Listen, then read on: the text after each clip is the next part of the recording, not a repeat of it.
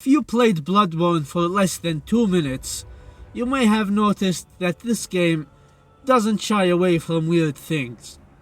I mean, the third weird thing you will encounter in this game, after the werewolf being burnt alive, and maybe your character if you made it ugly, are the messengers. The messengers are Thumerian-looking little guys that will help you throughout the game. They will teleport you from place to place, they will sell you stuff, they will light the lamps in the dungeons after you explore them, and they are just cute. I mean, just look at them. You can give them hats to wear, jars to wear, and even ribbons. Anyway, but something you may have not known about the messengers is that there is an evil variety.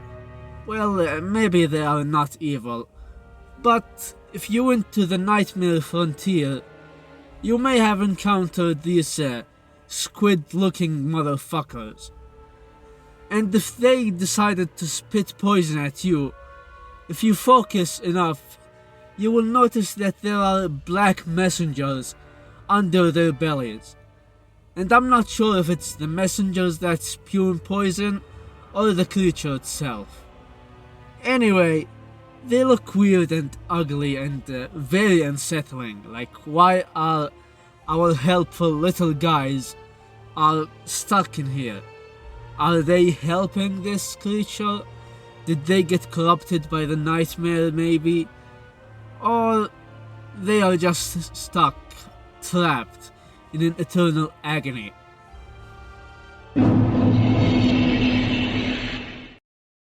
Even though I played this game for hundreds of hours, I don't remember ever seeing this thing. It was suggested by user AvailableU8711 on Reddit. He says that inside the Cave of the Dead, there's a hidden statue of a woman, and the only purpose of this statue is to just spew putrefaction, and that's it. There is no lore available for it. You can't really recognize it as a woman from the game, and that's it. You can't even get killed by it. You have to try really hard in order for it to kill you. And yeah, it's just really weird how it's just tucked away inside the side path instead of being an actual trap.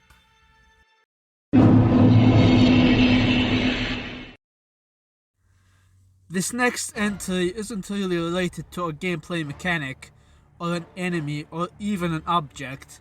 No, it is related to the lore. And I'm talking about the fact that behind the fog wall protected by an imp statue in Stormvale Castle, there's a chest. And inside this chest, there are Godskin spells and the Godskin seal. Which is really strange, because there are no Godskins in Limgrave or the Weeping Peninsula, or even a mention of them. So why does Godric have them? Does he plan to kill the gods and then graft them to himself? Or is there someone else inside the castle, like Ghostalk or whatever he's called? I don't know. If anyone knows, please tell me in the comments. Honestly, Stormvale is just really strange.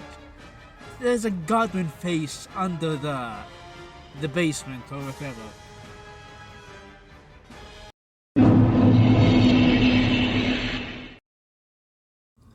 In the gutter area in Dark Souls 2, there's a really strange bug.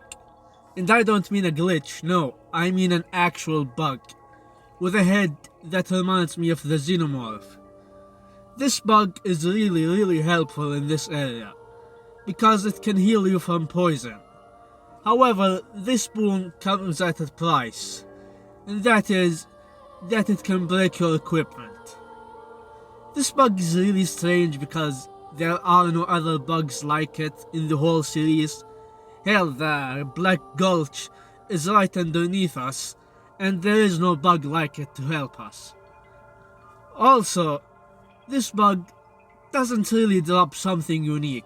It just the poison moss or whatever it's called. I think I read somewhere that in the official guide it was said that this bug comes from the desert land of Jugo or Yugo. So yeah, if anyone knows more about this bug, please tell us.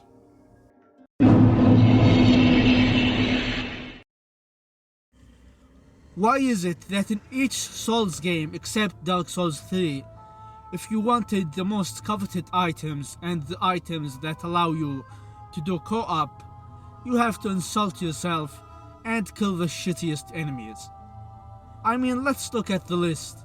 In Demon Souls, the best way to get Stones of Ephemeral Eyes is by killing the aborted infants in the Valley of Defilement. In Dark Souls 1, the best way to get humanity is by killing the skeleton babies and the rats in the sewers.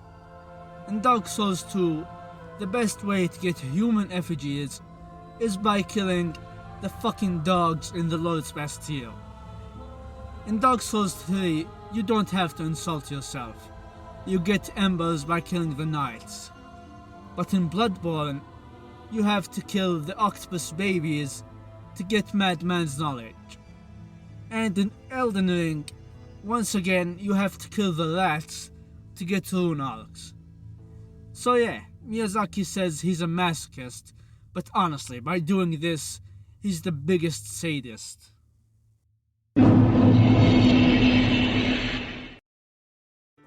In Dark Souls 3, specifically in Earthhill of the Boreal Valley, there's a building, and inside this building, you will find a silver knight gawking at a painting of Guinevere.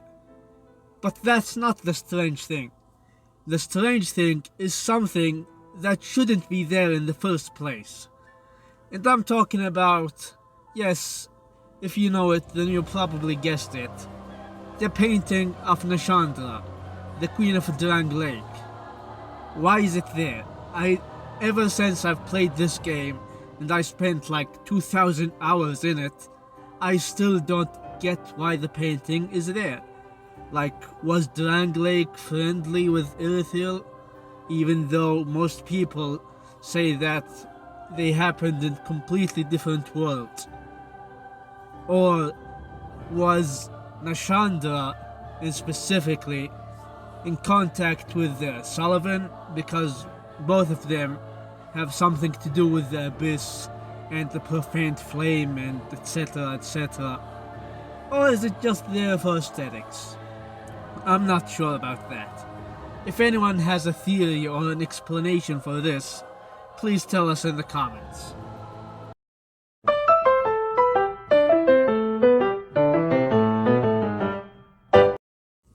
Okay, we now come to the end of the video. Remember, if you have something to contribute or explain, please explain it in the comments below, like the Nashandra painting, or the Godskin spells in Stormveil, etc. Or if you have a suggestion for other strange things, also leave them in the comments. That's it for me. Please like, subscribe, and share the video. And I'll see you guys in the next video or episode. Bye bye.